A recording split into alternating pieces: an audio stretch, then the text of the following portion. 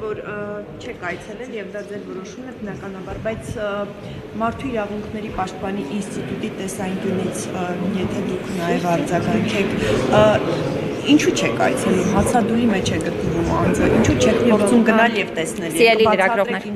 Սիրելի լրագրողներ, 2025 թվականին օրինակ Հայաստանում հացադուլ է հայտարարել շուրջ 200 անձ եւ հայտարարել է 300-ից ավելի հացադուլ։ Հիմա Մարդու իրավունքների պաշտպանության ազգային հաստատությունների գործունեության մեթոդաբանությունն այն է, որ այցեր պետք է իրականացվեն բացառապես այն դեպքերում, երբ դա անհրաժեշտ է ՄԻՊ-ի լիազորություններին վերաբերելի տեղեկատվություն ձեռք բերելու համար։ Եթե օրինակ, անձը բողոքում է, մենք ունենք բազմաթիվ հացադուլ հայտարարած անձինք, ովքեր դիմում են մեզ եւ ասում են օրինակ, որ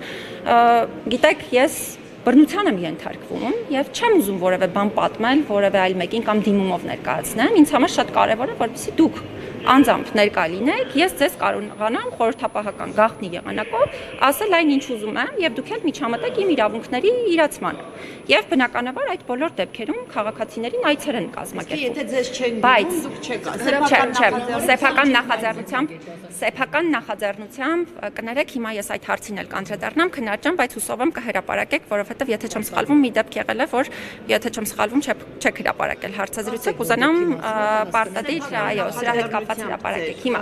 սեփական նախաձեռնությամբ այցեր իրականացնում ենք դարձյալ այն դեպքում, երբ որ կարիք է լինում տեղեկատվություն ձեռք բերել, այնպիսի տեղեկատվություն, որը այլ կերպ հնարավոր չէ ձեռք բերել։ Օրինակ, դարձյալ մարդը մեզ չի դիմել, բայց մեզ այնպիսի տեղեկատվություն է հայտնի դարձել, որը շատ կարևոր է հենց իրանից լսել։ Կամ օրինակ մենք վերջին ժամանակահատվածում մշտադիտարկման այց չենք ունեցել համապատասխան քրեակատարողական հիմնարկ եւ օրինակ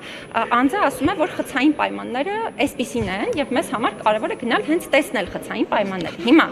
եթե մենք խոսում ենք կոնկրետ այս դեպքի մասին, նախ նշեմ, որ մեզ ընդհանրապես որևէ դիմում չի ներկայացվել։ Դեպքի հետ կապված մենք ընդհանրապես ինչ լիազորություններ ենք իրականացնում, մեր լիազորությունը հետեւյալն է։ Մենք նախ հացադուլի հետ կապված սա բոլորի համար, հա, որ պարզ լինի, հացադուլը նաեւ միջազգային ստանդարտների համաձայն անձի իրավունքն է եւ որևէ պետությունը հատկապես իրավունք չունի անձին նույնիսկ հարկադիր սնուցում իրականացնել, այսինքն այստեղ հստակ են չափանիշները։ Ինչն է այստեղ կարեւոր, հացադուլի վարման ընթացքի հետ կապված, եթե փորձում ենք իրավունքների երաշխիքների ապահովումը դիտարկել,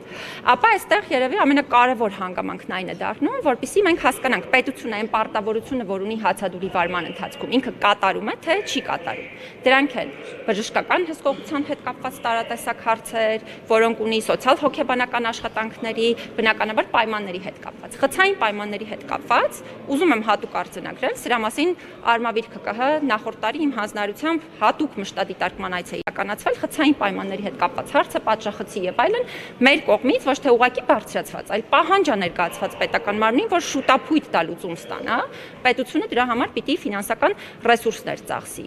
Երկրորդը, անձի կողմից հացադուլի վարման հետ կապված, պետության պարտավորությունների կատարման առումով գաղափարը հետևյալն է։ Մենք այս պահին էլ իմ նախաձեռնությամբ սկսել ենք ուսումնասիրություն եւ անընդհատ պետական մարմնից տեղեկատվություն ենք ստանում, թե այս պարտավորությունները, որ դուք պիտի կատարեք, դուք կատարում եք, թե չեք կատարում։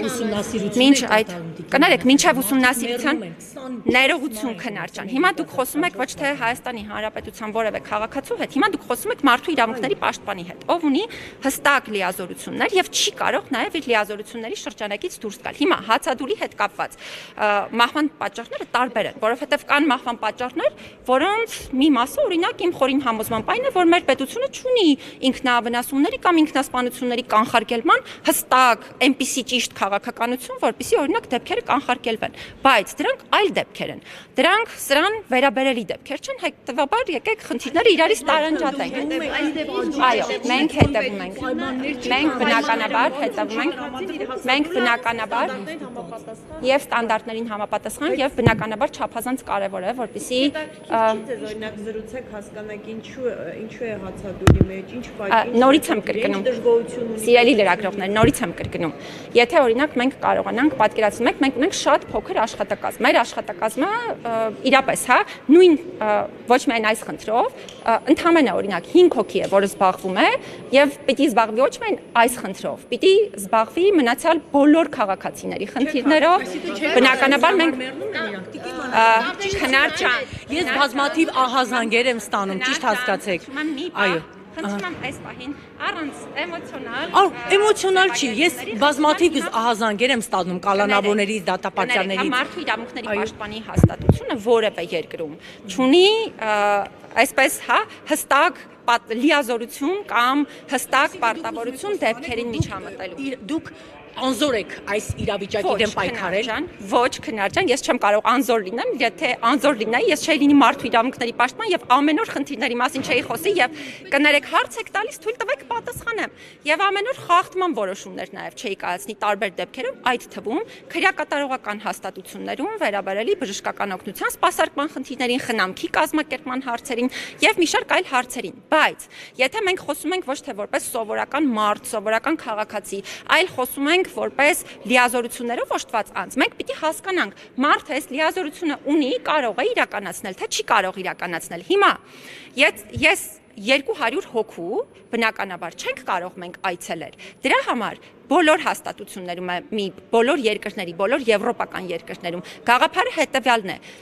հստակ ընտրվում է մեթոդաբանություն, որ եթե այցը հերթական չէ, ապա արտահերթ ում է պետք ընդհանրապես այցելել։ Եվ այդ մեթոդաբանությանը համապատասխան մենք էլ այցերը կազմակերպում ենք։ Ընդ որում, այնպես չէ, որ դուք չգիտեք էլ ընդհանրապես, մենք օրինակ այս քաղաքացուն այցելելու ենք կամ որ պահին ենք այցելելու, չենք այցելելու, եթե կարիք լինի, մենք նաև ասեմ ձեզ, անհատական հրապարակումներ չենք էլ սովորաբար իրականացնում, որովհետև քրեակատարողական հիմնարկներ մեր այցերը պարբերական բնույթ են կրում, այսինքն այնպես չի, որ մի անգամ ենք այցելում քրեակատարողական հիմնարկ։ Քրեակատարողական հիմնարկում էլ խնդիրներ ունեցողները բազմաթիվ են, որովհետև հազարավոր են այդ քաղաքացիները, եւ մենք բնականաբար պետք է փորձենք բոլորի խնդիրները հասցեավորել։ Ընդ որում,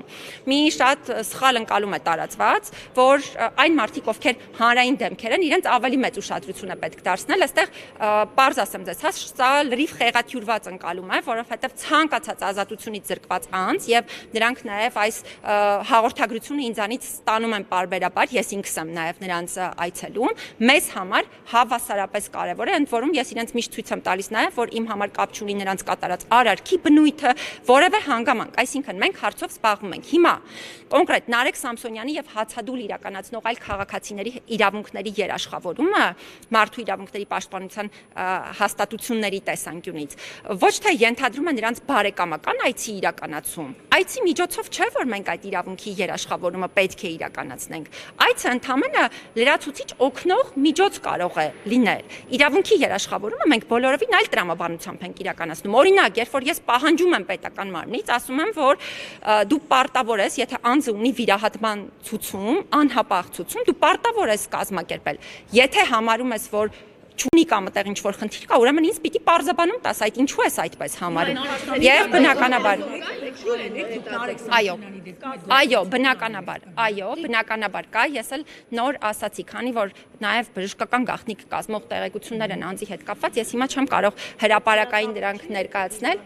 Դե հիմա նորից եմ, հա, կրկնում, կարծես թե այդ պահանջների կատարման առումով դրական, քանի որ առաջընթաց կա, դրական զարգացում հնարավոր է լինի, ես կխնդրեմ ուղղակի սպասենք, որպեսզի ես չափանիշ չխախտեմ, այսինքն հիմա չսկսեմ օրինակ անձի մասին այնպիսի տեղեկատվություն տրամադրել, որը օրինակ կարող է անձը չի ուզում, որպեսզի մարդիկ իմանան կամ այնպիսի ստանդարտ չխախտեմ, որը իմ տեսանկյունից է խնդրահարույց։ Սպասենք, կհրապարակվի վստահ եմ։